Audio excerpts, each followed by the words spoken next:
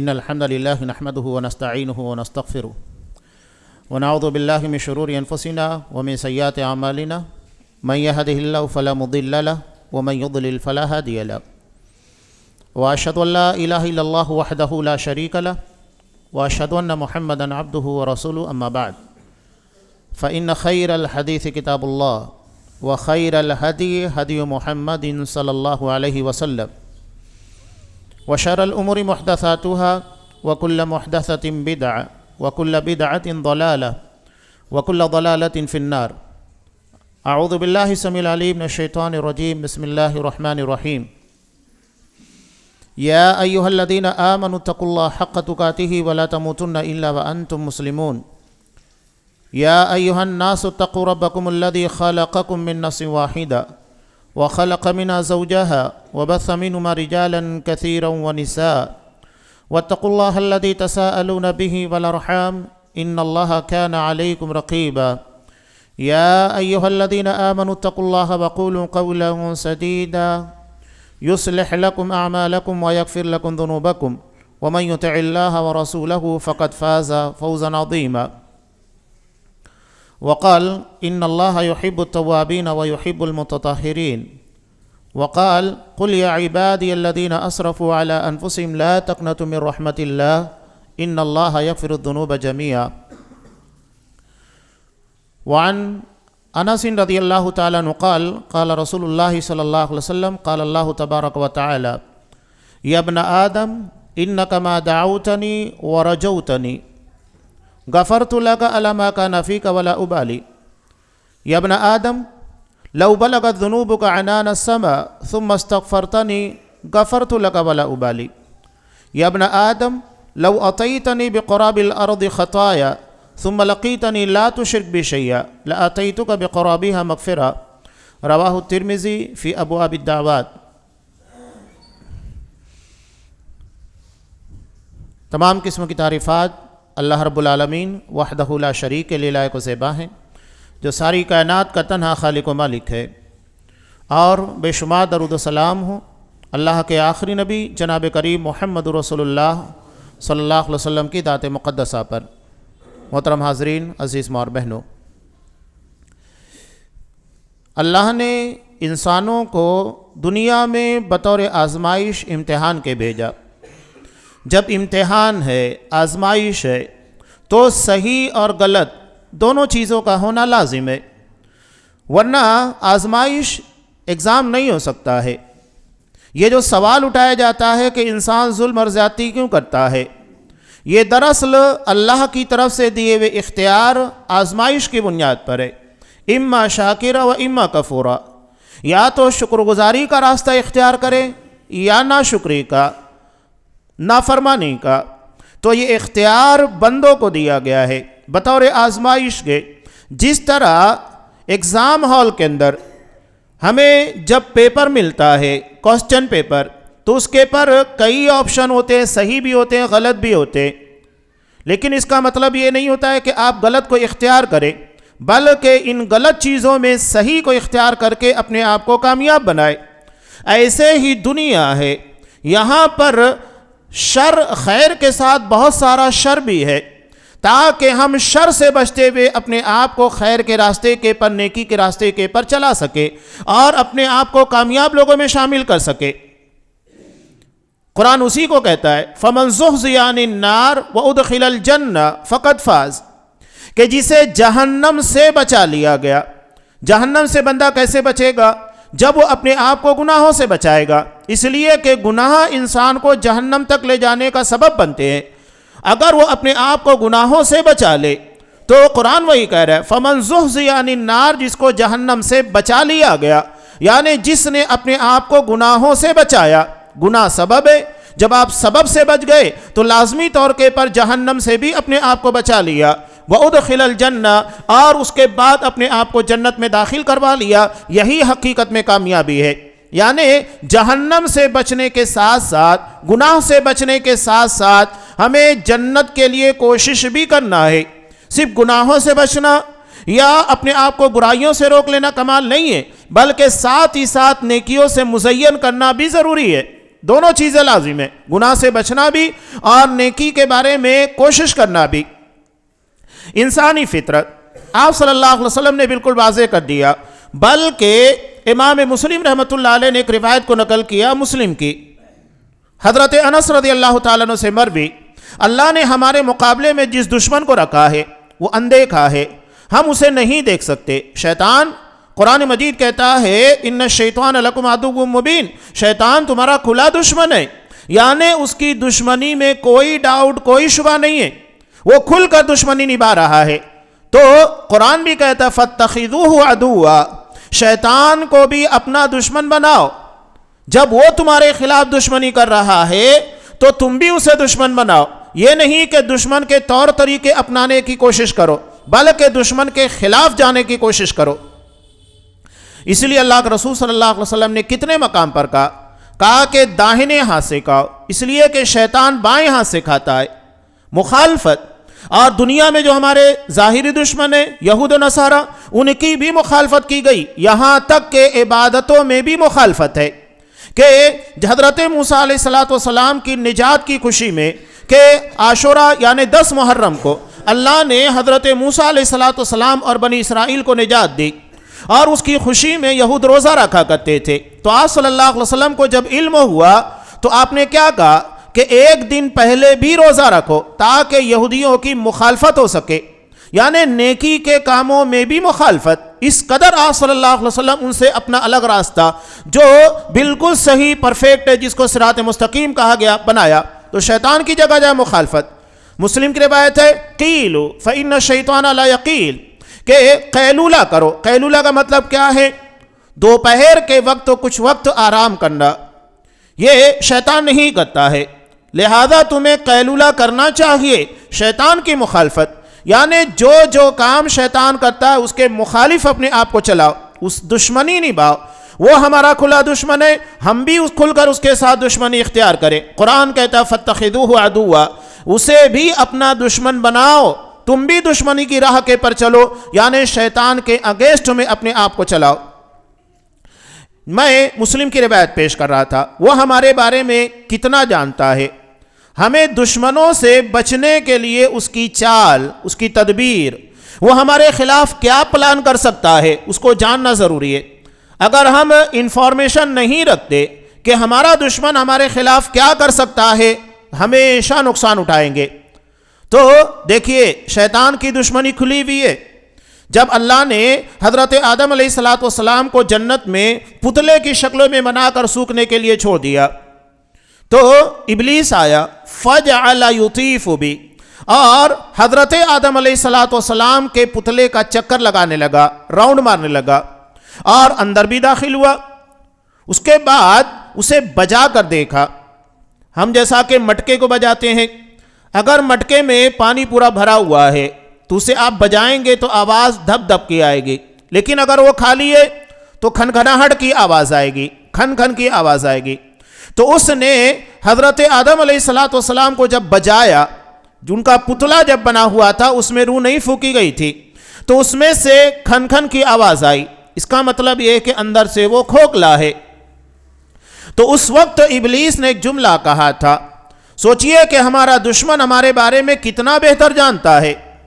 تو اس نے کیا جملہ کہا کہ ان اللہ خلق خلقا لا یتمالک، کہ اللہ نے ایک ایسی مخلوق کو پیدا کیا ہے جسے اپنے آپ کے پر قابو نہیں ہوگا، کنٹرول نہیں ہوگا، اور انسان غصے میں آتا ہے تو بے قابو ہوتا ہے، خوشی میں بے قابو ہو جاتا ہے، بہت غم اس کے پر طاری ہوتا ہے تو بے قابو ہو کر کتنے لوگ ڈپریشن کے اندر آتم ہتیا کر لیتے ہیں، سوسائڈ کرتے ہیں۔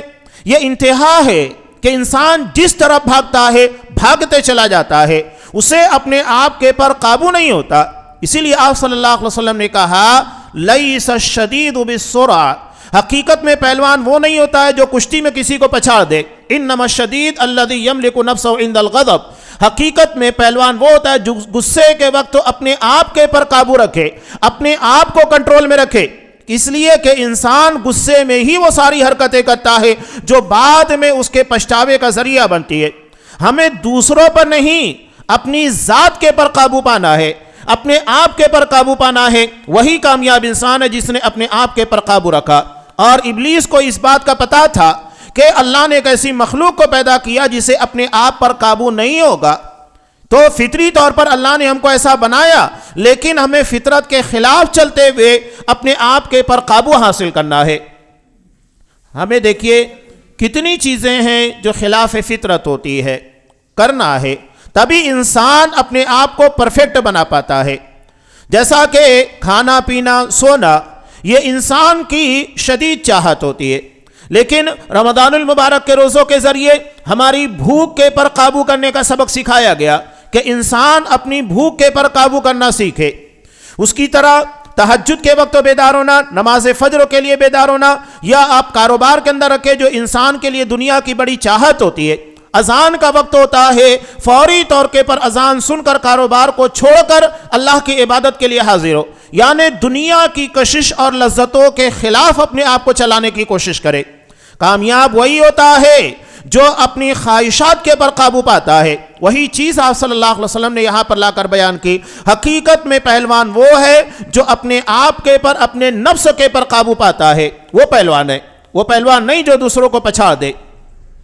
تو یہ انسانی فطرت، آپ صلی اللہ علیہ وسلم نے انسان کی فطرت یہ بھی بیان کی کہ کل بنی آدم خطا، ترمذی کی روایت، کہ آدم علیہ السلام کی جتنی اولاد ہے بہت گنہگار ہے۔ آپ صلی اللہ علیہ وسلم نے صرف خاطی نہیں کہا کہ گنہگار، خطا کہا، بہت گناہ کرنے والے۔ اور ایک انسان اگر اپنے نفس کا محاسبہ کرے، میں یہ نہیں کہتا کہ آپ اپنی پوری زندگی کا، مثال کے طور پر ایک دن کا ہی حساب لیں کہ ہم نے 24 گھنٹوں کے اندر اللہ کی کتنی فرما برداری کی اور کتنی مخالفت کی، کتنی نافرمانی کی، تو دوسروں کا نہیں اپنا حساب لیجئے تو معلوم ہو جائے گا کہ ہم کتنے پانی میں ہیں اور ہماری زندگی کے اندر کتنی نیکیاں اور کتنی برائیاں موجود ہیں، انسان خود سمجھ جائے گا۔ تو آج صلی اللہ علیہ وسلم نے کہا کل بنی آدم خطا، آدم علیہ السلام کی ساری اولاد بہت گنہگار ہے، وخیر الخطائین، لیکن ان گنہگاروں میں سب سے بہتر کون ہے؟ یعنی گناہ کرنے والا وہ بھی بہتر، گناہ کرنے کے بعد بھی بہتر کون ہے؟ آپ صلی اللہ علیہ وسلم نے کہا التوابون، جو خوب توبہ کرنے والے، اس لیے کہ گناہ بہت ہے تو اتنا ہی ہم کو توبہ کی بھی کرنا ہوگا، جتنا زیادہ توبہ کریں گے اتنی زیادہ ہمارے نفس کی، ہمارے دل کی صفائی ہونے والی ہے۔ اس کی مثال آپ صلی اللہ علیہ وسلم نے ایک حدیث کے اندر دی ہے، یہاں اس حدیث کے ضمن میں چند باتیں آپ کو سمجھ میں بھی آئے گی۔ امام ترمذی رحمۃ اللہ علیہ نے ابواب التفسیر کے اندر اس روایت کو حضرت ابو ہریرہ رضی اللہ تعالیٰ عنہ سے بیان کیا۔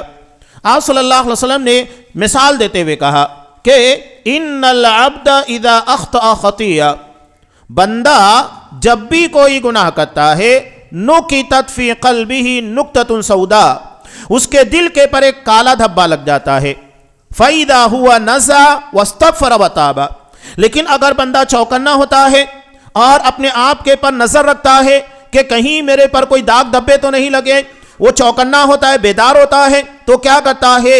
فوری طور کے پر ان دھبوں کو صاف کرنے کی کوشش کرتا ہے۔ نزع کیسے کرتا ہے؟ وَاسْتَغْفَرَ وَتَابَ، اللہ سے استغفار طلب کرتا ہے، اس لیے کہ اب گناہ ہو گیا ہے۔ اب گناہ ہونے کے بعد فوری طور پر کیا کرنا ہے؟ اس گناہ کے بارے میں اللہ سے معافی مانگنا ہے کہ اللہ اس گناہ کو معاف کر، اس لیے کہ اللہ سے معافی نہیں ملی تو گناہ کی وجہ سے سزا نافذ ہونے والی ہے، تو اللہ سے استغفار کرتا ہے، خوب استغفار۔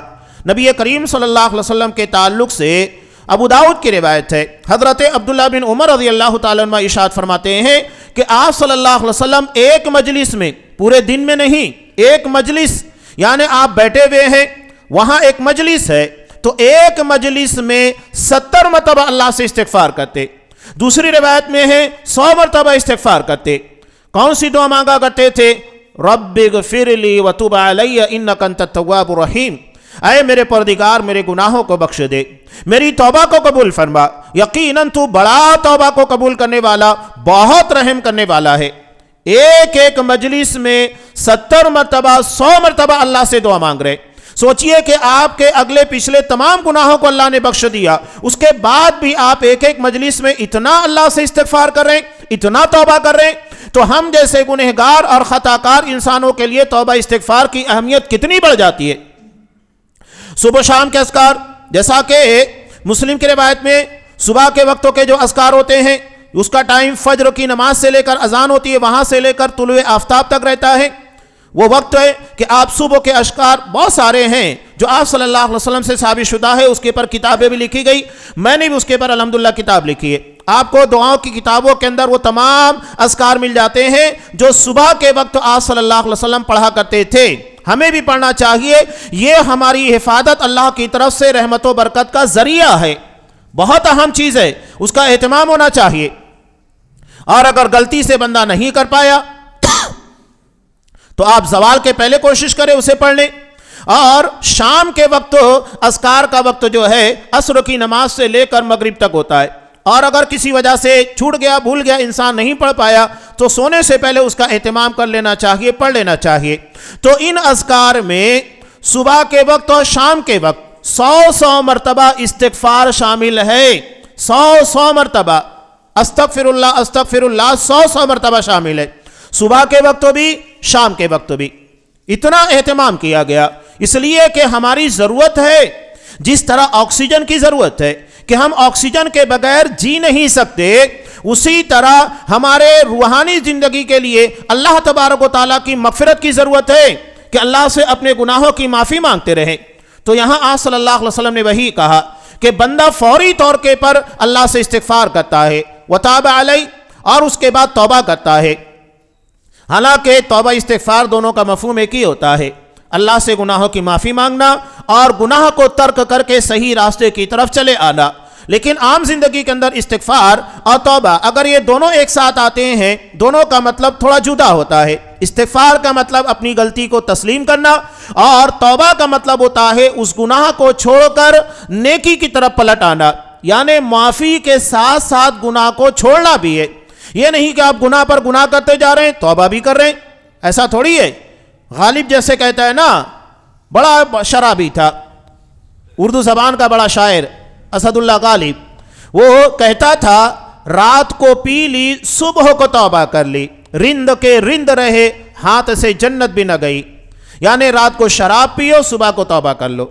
تو نہیں، توبہ استغفار اس بنیاد اور اس شرط کے ساتھ ہونا چاہیے کہ ہم اسے عزم استقلال کے ساتھ چھوڑ دیں، اس کے بعد فطری تقاضوں کے بعد ہو جائے تو الگ بات ہے، لیکن کوشش پوری ہونا چاہیے کہ ہم گناہوں کے برخلاف چلیں، اپنے آپ کو اس سے روکیں، بچائیں، اور اگر ہو جائے تو فوری طور کے پر اللہ سے استغفار کریں۔ اب مثال کے طور پر ایک بندے کو اندور جانا ہے، اب وہ اس جانب اسے جانا چاہیے لیکن وہ اس جانب جانے کے بجائے دائیں چلا گیا، بائیں چلا گیا، یا تو اس کے مخالف چلا گیا۔ اب وہ چند کلومیٹر کے بعد اس کو احساس ہوتا ہے کہ میں اندور کے لیے جا رہا تھا لیکن وہ راستہ ٹھیک نہیں ہے، میں غلط سمتوں میں جا رہا ہوں، غلط دشا میں جا رہا ہوں۔ تو پہلا قدم کیا ہوتا ہے؟ فوری طور کے پر اپنے آپ کو اس سے روک لے، اس لیے کہ وہ جتنا آگے بڑھے گا اتنا زیادہ اپنی منزل سے دور ہوتا جائے گا۔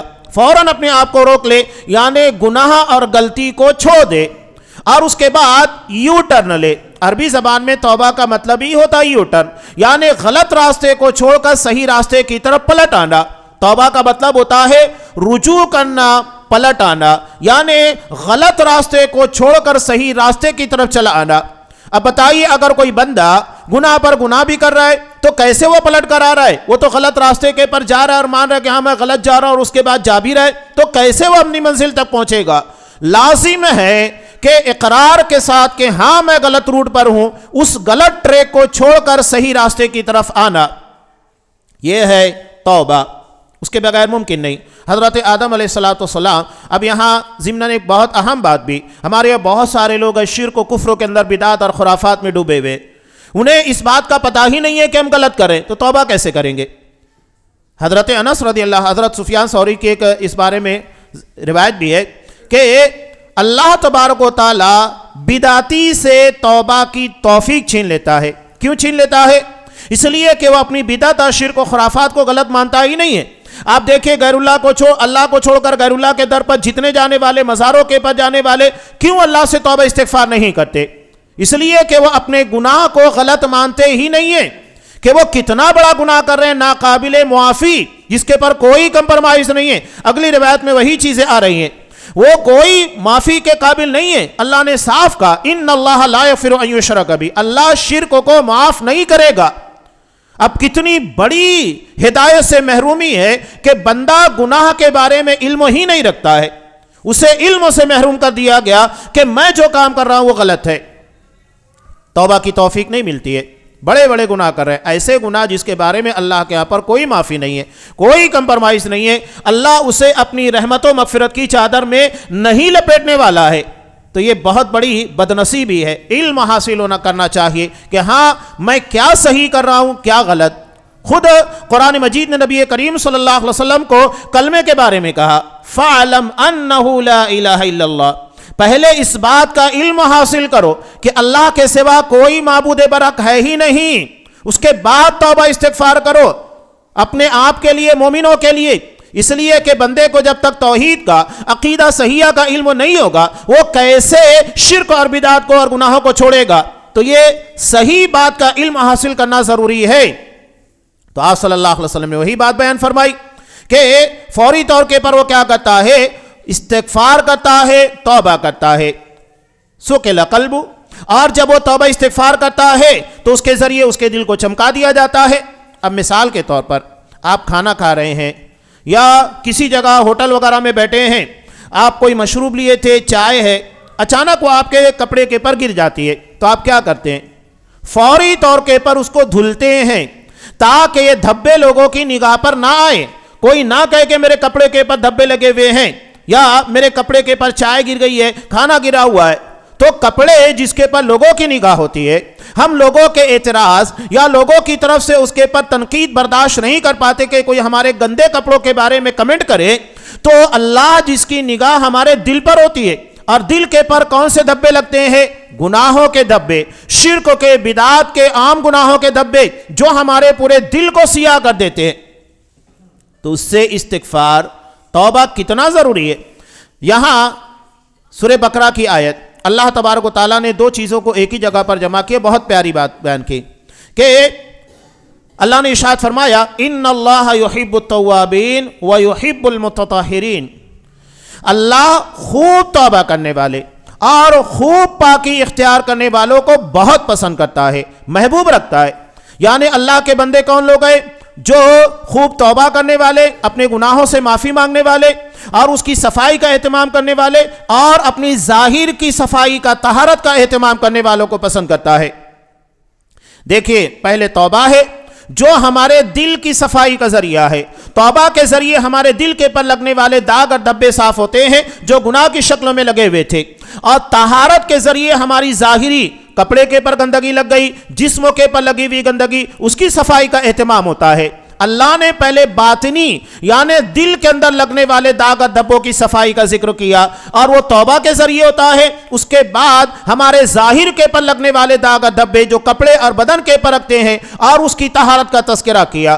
دونوں لوگوں کو اللہ پسند کرتا ہے، یعنی جو اپنا ظاہر اور باطن، کپڑوں کو، جسموں کو بھی صاف ستھرا رکھتے ہیں اور اپنے دل کو بھی صاف رکھتے ہیں۔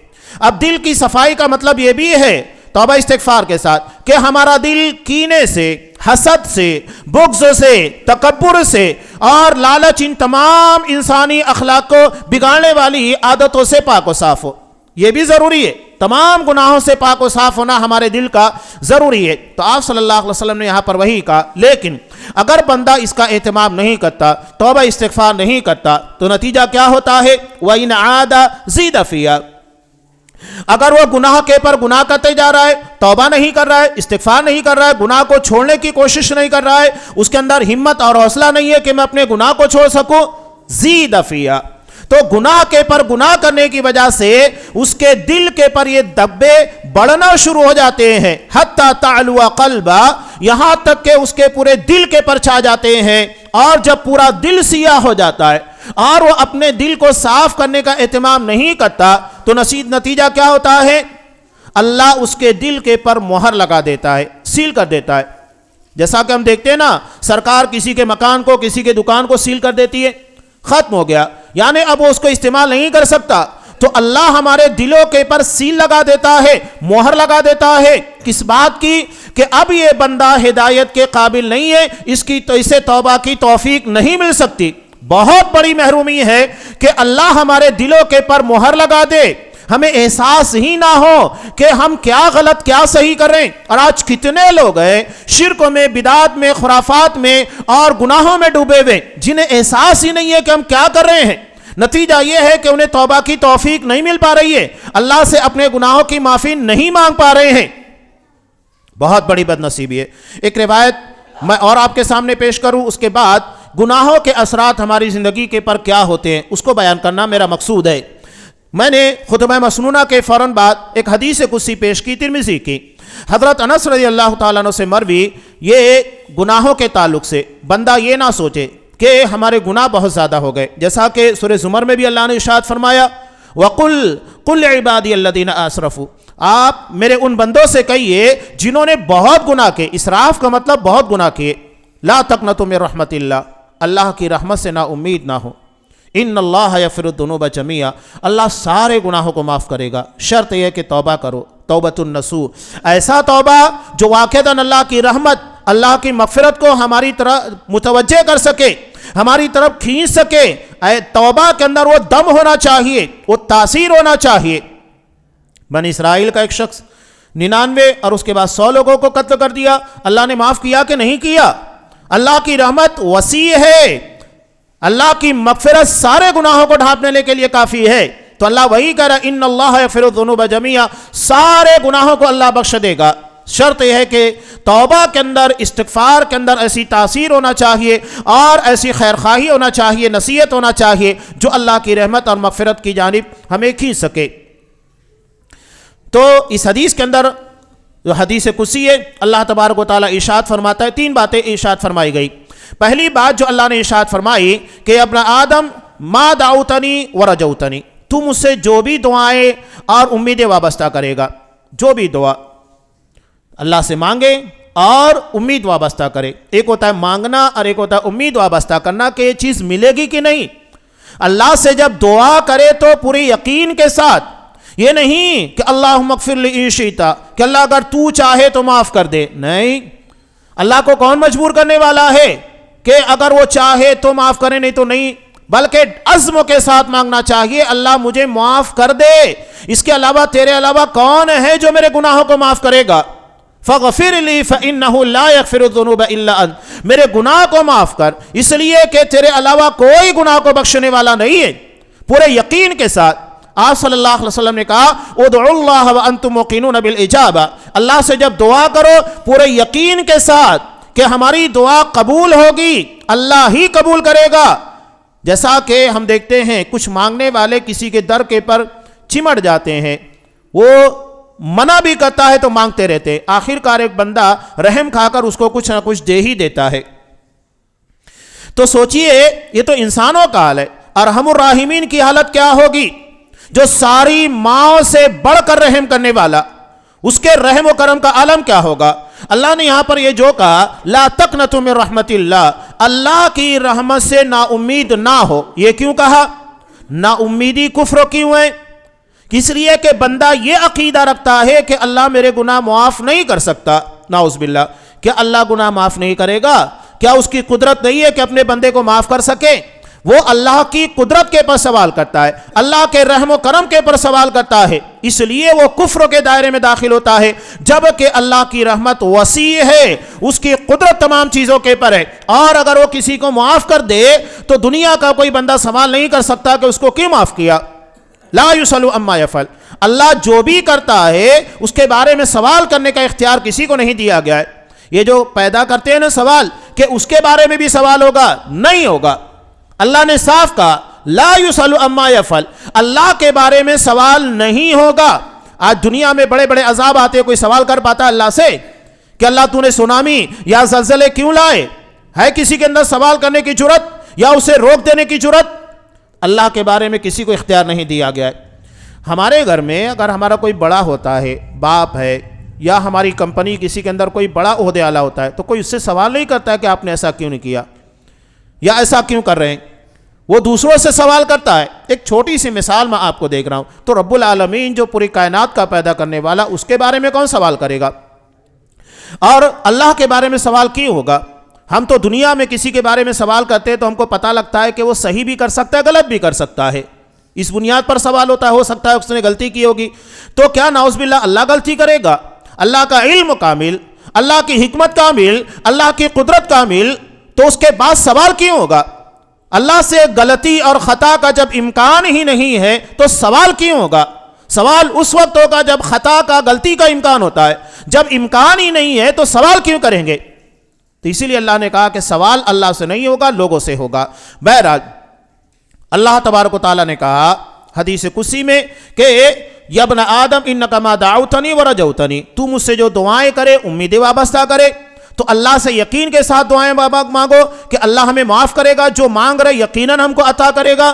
انک ما دعوتنی ورجوتنی غفرت لک علی ما کان فیک ولا ابالی، میں تیرے سارے گناہوں کو بخش دوں گا، مجھے کوئی پرواہ نہیں. اللہ کو کوئی فکر نہیں ہے. ہم سوچتے ہیں کہ ہمارے اتنے سارے گناہ ہیں، اللہ معاف کرے گا کہ نہیں، اور ان گناہوں کے ساتھ میں اللہ کو کیا منہ دکھاؤں گا، یہ ہماری فکر ہے. نہیں، اللہ کی رحمت تمام چیزوں کے پر وسیع ہے، لہذا اللہ سے توبہ کرتے ہوئے، استغفار کرتے ہوئے گھبرانا نہیں چاہیے.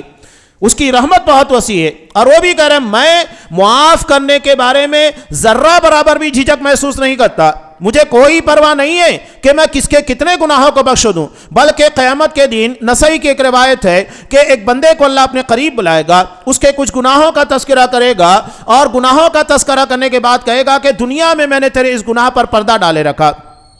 ہم میں بھی بہت سارے ہیں، بلکہ تقریباً سبھی جانتے کہ اللہ نے ہمارے سارے گناہوں کو اوپن کر دیا ہے، نہیں کیا ہے.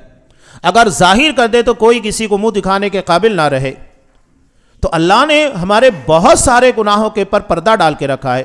تو اللہ کہے گا کہ میں نے تیرے گناہ کو دنیا کے اندر چھپا کر رکھا، کسی کو معلوم ہی نہیں پڑا کہ تو نے گناہ کیا تھا، اور میں نے اس کی سزا بھی دنیا میں نہیں دی، اور نہ یہاں تجھے سزا دینے والا ہوں، بلکہ تیرے گناہوں کو نیکیوں میں تبدیل کر رہا ہوں. بتائیے، اللہ گناہ کے بارے میں پردہ پوشی کر رہا ہے، بہت بڑی بات ہے، کسی کو پتہ ہی نہیں ہے. اس لیے کہ وہ عزت نفس کا معاملہ اللہ اسے چھپا کر اپنے پاس رکھا، اس کے علاوہ کسی کو پتہ نہیں، بندے کو معلوم ہے.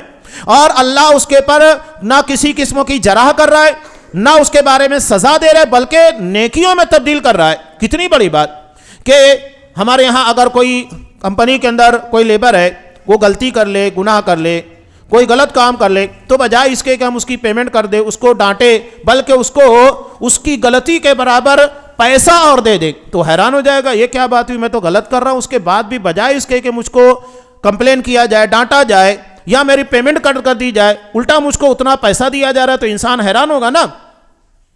آخرت میں اللہ گناہوں کو صرف بخشے گا نہیں، بلکہ نیکیوں میں تبدیل کر دے گا. اب بندہ دیکھے گا کہ اللہ میرے گناہ نیکیوں میں کنورٹ کر کے مجھ کو نیکی دے رہا ہے، تو کہے گا اللہ میں نے وہ بھی گناہ کیا، وہ بھی گناہ کیا، وہ بھی گناہ کیا. تو اللہ مسکرانے لگے گا، اور اس کے بعد کہے گا دیکھو ابھی تو ڈر رہا تھا، اور جب میں گناہ کو سزا دینے کے بجائے نیکیوں میں کنورٹ کرنے لگا تو اپنے گناہ خود ہی بتانے لگا ہے. تو اللہ کہے گا چل جا، میں نے تیرے سارے گناہوں کو بخش دیا اور تجھے جنت میں داخل کیا. بتائیے، یہی اللہ کی مغفرت اور رحمت ہے. قرآن میں جا بجا جو استعمال ہوتا ہے نا، غفور الرحیم، یہ وہی ہے، اللہ معاف کرنے والا، رحم کرنے والا. تو اس کے بعد آپ صلی اللہ علیہ وسلم نے کہا کہ دوسری بات جو اللہ ارشاد فرما رہے ہیں کہ یا ابن آدم انک لو بلغت ذنوبک عنان السماء، کہ اگر تیرے گناہ آسمان کی بلندی کو چھو جائے. آسمان کی بلندی ایک روایت میں 500 سال، ایک روایت میں 700 سال کی ہے. ہو سکتا ہے، ممکن ہی نہیں ہے، لیکن اللہ کہہ رہا ہے تیرے گناہ آسمان کی بلندی کو چھو جائے، ثم استغفرتنی، اس کے بعد تو مجھ سے استغفار کرے، گناہوں کی معافی مانگے، غفرت لک ولا ابالی، میں تیرے گناہ بخش دوں گا، مجھے کوئی پرواہ نہیں ہے. سوچئے کہ یہ ہے رب کی مغفرت اور رحمت. اللہ کتنا بخشنے والا، کتنا رحم کرنے والا ہے کہ آسمان کی بلندی کو بھی اگر گناہ چھو جائیں تو اللہ معاف کر دے گا. یہ اللہ تبارک و تعالیٰ کا رحم و کرم. تیسری بات اللہ کہہ رہا ہے لِيَا ابْنَ آدم إِنَّكَ لَوْ أَتَيْتَنِي بِقُرَابِ الْأَرْضِ خَطَايَا، اے آدم کی اولاد، اگر تو زمین بھر کر گناہ لے کر آئے. بتائیے کسی کے گناہ اتنے ہو سکتے ہیں کہ وہ زمین کو بھر دے؟ لیکن اللہ کہہ رہا ہے اگر تیرے گناہ پوری زمین کو بھر دے، ثم لقیتنی، اس کے بعد تو میرے پاس اس حالت میں آئے لا تشرک بی شیئا، کہ تو نے میرے ساتھ کچھ بھی شرک نہیں کیا، لَأَتَيْتُكَ بِقُرَابِهَا مَغْفِرَةً، میں اتنی ہی مغفرت لے کر آؤں گا۔ کتنی بڑی بات اللہ نے کہی۔ شرک سمجھ میں آ گیا؟ شرک سے بچنا ضروری ہے، ورنہ اللہ کی مغفرت اور رحمت سے محروم ہو جائیں گے۔ مشرک اللہ کی رحمت سے محروم رہ جائے گا، حالانکہ اللہ کی رحمت بہت وسیع ہے، لیکن شرک اس رحمت سے محرومی کا ذریعہ ہے۔ یہ چند روایتیں میں نے آپ کے سامنے رکھی۔ اب علامہ ابن قیم رحمۃ اللہ علیہ نے الداء والدواء، ان کی ایک بہت ہی مشہور کتاب ہے، الداء یعنی بیماری، والدواء یعنی اس بیماری کا علاج، بہت ہی شاندار کتاب ہے۔ اس میں انہوں نے 29 اسباب ذکر کیے ہیں گناہوں کے اثرات جو انسانی زندگی پر پڑتے ہیں۔ میں 5 اسباب انتہائی اختصار کے ساتھ آپ کو بیان کر رہا ہوں کہ اس کے کیا اثرات ہمارے پر پڑتے ہیں۔ سب سے پہلی چیز، بہت ہی بڑی بدنصیبی جو گناہوں کے اثرات، اگر ہم توبہ استغفار کر رہے ہیں تو اللہ ہم کو بچا لے گا، لیکن اگر ہم توبہ استغفار نہیں کرتے تو گناہوں کے اثرات ہماری زندگی کے پر کیا ہوتے؟ اگر ہم گناہ نہیں چھوڑتے ہیں، توبہ استغفار کا اہتمام نہیں کرتے، رزق سے محرومی، رزق سے محرومی۔ انسانی زندگی میں رزق کتنا ضروری ہے ہر کسی کو پتہ ہے کہ یہ تگ و دو، انسان بڑی بڑی ڈگریاں لے رہا ہے یا 20 سال 30 سال تک پڑھتے رہ جاتا ہے، MBBS بننا، اس کو MS بننا ہے، کس لیے؟ اچھا جاب مل سکے اور اسے معیشت مل سکے، اچھا روزگار مل سکے۔ آج پورے ملکوں کے اندر بلکہ دنیا کے اندر بے روزگاری ایک بہت بڑا مسئلہ بنا ہوا ہے۔ یہ گناہ ہے جو بے روزگاری کے اسباب بنتے ہیں، جو دنیا کہہ رہی وہ ایک الگ چیز ہے، رزاق بہتر جانتا ہے کہ کیا چیز ہماری رزق کا ذریعہ ہے، تو رزق کو رزاق سے مانگنا چاہیے۔ تو ایک بہت بڑا سبب یہ ہے، جیسا کہ مسند احمد کی روایت میں آپ صلی اللہ علیہ وسلم نے ارشاد فرمایا، ان العبد لا يحرم الرزق بذنب يصيبه، کہ بندہ گناہ کی وجہ سے ملنے والے رزق سے محروم ہو جاتا ہے۔ تو یہ گناہ کو ترک کرنا ضروری ہے، استغفار ضروری ہے تاکہ ہمارے رزقوں کے اندر برکت ہو سکے۔ دوسری چیز، گناہ کی قباحت، اس کی برائی اگر دلوں سے مٹ جائے، بندے کا احساس ختم ہو جاتا ہے، پھر اس کے بعد نتیجہ کیا ہوتا ہے؟ وہ گناہ کے پر گناہ کرتے جاتا ہے اور اسے احساس نہیں ہوتا ہے۔ جیسا کہ ہمارے دیکھیے شرک و بدعت کرنے والے مزاروں کے پر پڑے ہوئے، ان کو احساس ہی نہیں ہے، وہ ڈوب چکے اسی کے اندر، اور جو گناہوں کے عادی بن چکے ہوتے ہیں انہیں احساس نہیں ہوتا ہے۔ آپ نے دیکھا نا کہ بہت سارے لوگ جو گندگی کے اندر کام کرتے ہیں، کچرا صاف کرنا، یہ ساری چیز ان کی عادت بن چکی ہے، اب انہیں اس اسمیل سے، بدبو سے فرق نہیں پڑتا، عادت بن چکی ہے۔ تو آپ صلی اللہ علیہ وسلم نے کہا کل امت معافن الا المجاہرین، کہ میرے امت کے تمام لوگ معافی کے قابل ہیں سوائے ان لوگوں کے جو کھلم کھلا علانیہ گناہ کرتے ہیں، جیسا کہ ہمارے یہاں اسموکنگ ہے اور نشہ آور چیزوں کا استعمال کرنا ہے، یہ سب چیزیں کھلم کھلا آپ لوگوں کے سامنے گناہ کر رہے ہیں، یا کوئی بھی اور گناہ ہے، یا آپ نے کوئی گناہ رات کی تاریکی میں کیا، کسی کو پتہ نہیں تھا، آپ لوگوں کے سامنے آ کر بتا رہے ہیں تاکہ دوسرے کے لوگوں کے دلوں سے بھی اس کی قباحت ختم ہو جائے، تو یہ بھی در اصل گناہوں کے اثرات ہوتے ہیں کہ بندہ توبہ سے محروم ہو جاتا ہے، عادی بن جاتا ہے۔ تیسری چیز، گناہ مجرم قوموں کی وراثت ہے، جیسا کہ تکبر کرنا، زمین میں فساد برپا کرنا، یہ کس کی وراثت ہے؟ فرعون کی ہے۔ اس نے زمین کے پر ملنے والے اختیارات کا ناجائز فائدہ اٹھایا، اللہ نے اس کو مہلت دی، لوگوں کے پر ظلم کیا، بنی اسرائیل کے ہزاروں بچوں کو مار دیا اپنی حکومت کی بقا کے لیے، ظلم کی، زیادتیاں کی، نتیجہ کیا ہوا؟ تو ہم نیک لوگوں کے راستے پر چلیں گے تو نیکوں جیسا ہمارا حشر ہوگا۔ اسی لیے ہم کو کیا کہا گیا سورہ فاتحہ میں؟ صراط الذین انعمت علیہم، ہمیں ان لوگوں کی راہ پر چلا جس راہ کے پر چلنے والوں پر تو نے اپنی نعمتوں کو نازل کیا۔ یہ نہیں کہا کہ ہمیں فرعون کے راستے پر چلا، حامان کے راستے پر چلا، قارون کے، لواطت قوم لوط کا معاملہ، جو وہ عمل کرتا ہے وہ اسی کی راہ پر چلتا ہے، ان کی وراثت اختیار کرتا ہے۔ ہمیں نیک لوگوں کی راہ، نیک لوگوں کی وراثت کو اختیار کرنا ہے تاکہ نیک لوگوں کے ساتھ ہمارا حشر ہو سکے۔ چوتھا اہم سبب، ذلت اور رسوائی۔ قرآن مجید میں اللہ تبارک و تعالیٰ نے صاف کہا سورہ حج کے اندر، وَمَن يُهِنِ اللَّهُ فَمَا لَهُ مِن مُكْرِمٍ، اللہ جسے ذلیل کر دے دنیا کی کوئی طاقت اس کو عزت نہیں دے سکتی، کوئی عزت دینے والا نہیں۔ آج اگر ہم ذلیل اور رسوا ہیں، ہم کو لگتا ہے کہ ہمیں سیکنڈ کلاس بنانے یا ہم کو دبانے، گھیرنے کی کوشش کی جا رہی ہے قانون کے ذریعے۔ آج ہماری پراپرٹیز ہے، وقف بورڈوں کی ہے، مساجد ہے، مدارس ہیں، بہت سارے، ان کے پر گندی نگاہ لگی ہوئی ہے، گھیرنے کی کوشش کی جا رہی ہے۔ تو کیا اللہ نہیں دیکھ رہا ہے؟ الم یعلم بان اللہ یری، کیا اللہ ان تمام چیزوں کے پر نظر رکھے ہوئے نہیں ہے؟ سب دیکھ رہا ہے اللہ۔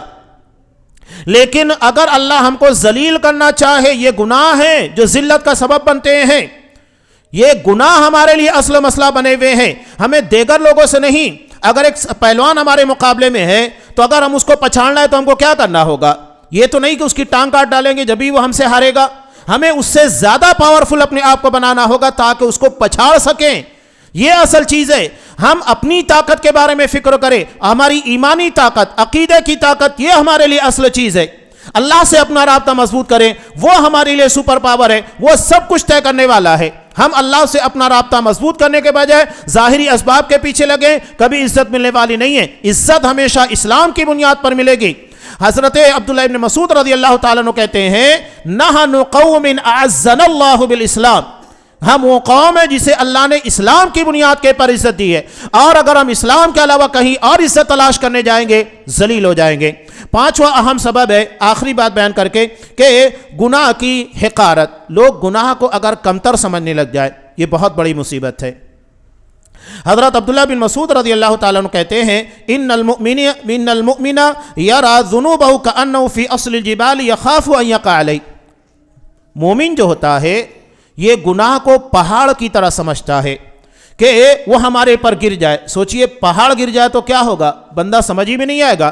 کوئی عمارت اس کے پر گر جائے تو بندہ سمجھ میں نہیں آئے گا کہاں گیا۔ پہاڑ گر جائے، وہ گناہ کو پہاڑ کی طرح سمجھتا ہے کہ جس طرح پہاڑ کے گرنے سے فنا ہو جاؤں گا تو گناہ مجھے فنا کر دیں گے، مٹا دیں گے، اور وہ ڈرتا ہے کہ یہ گناہ پہاڑ کی طرح میرے پر گر کر مجھ کو فنا کر دیں گے۔ جبکہ فاجر جو ہوتا ہے یہ گناہ کو مکھی کی طرح سمجھتا ہے، یہ ہاتھوں سے ناک کے اوپر بیٹھی اڑا دیا ختم، اتنا معمولی سمجھتا ہے۔ یہ فاجر کی، گنہگار کی علامت ہے۔ تو اپنے آپ کو گنہگار نہیں مومن کی طرح رکھیے کہ چھوٹے سے چھوٹے گناہ کو بہت بڑا سمجھتا ہے، ڈرتا ہے کہ رب کی نافرمانی ہے۔ علامہ ابن سیرین کہتے ہیں کہ اگر میری لونڈی بھی مجھ کو جھڑک کر بات کرتی ہے، لونڈی، جبکہ لونڈی کی یہ مجال نہیں ہے کہ اپنے آقا سے جھڑک کر بات کرے یا اس کی بات کو نظر انداز کرے، تو میں سمجھتا ہوں کہ میں نے کوئی غلطی کی جس کی سزا اللہ نے مجھ کو دی ہے۔ تو اتنا زیادہ مومن چوکنا ہوتا ہے۔ تو یہ گناہوں کے اثرات انسانی زندگی کے پر پڑتے ہیں، رزق سے محروم ہو جانا، دنیاوی عزت، دنیاوی ذلت، بے روزگاری، یہ تمام چیزیں ہیں جو گناہ کی بنیاد کے پر ہمارے پر مسلط ہوئی ہے۔ اللہ تبارک و تعالیٰ سے دعا ہے کہ پروردگار ہمیں ان تمام گناہوں سے بچنے کی توفیق دے، خاص طور کے پر شرک و بدعت، خرافات کے گناہ جو دائمی طور کے پر جہنم میں جانے کا سبب بنتے ہیں، خاص طور کے پر گناہوں سے، اور بالعموم ہمیں ان گناہوں سے بھی جو اللہ تبارک و تعالیٰ کی ناراضگی، غضب اور غصے کا، رزق سے محرومی، دنیاوی ذلت کا سبب بنتے ہیں، ہمیں تمام گناہوں سے محفوظ رکھے اور ہمیں خوب توبہ کرنے والا، خوب استغفار کرنے والا بنائے، اور ساتھ ہی ساتھ ہمارے توبہ استغفار کو قبول کر کے دنیا اور عزت، دنیا اور آخرت کی کامیابی سے ہمیں نوازے۔ آمین۔ بارک اللہ لنا ولکم فی القرآن العظیم ونفعنی وإیاکم بالآیات والذکر الحکیم، انہ تعالی جواد کریم ملک بر رحیم۔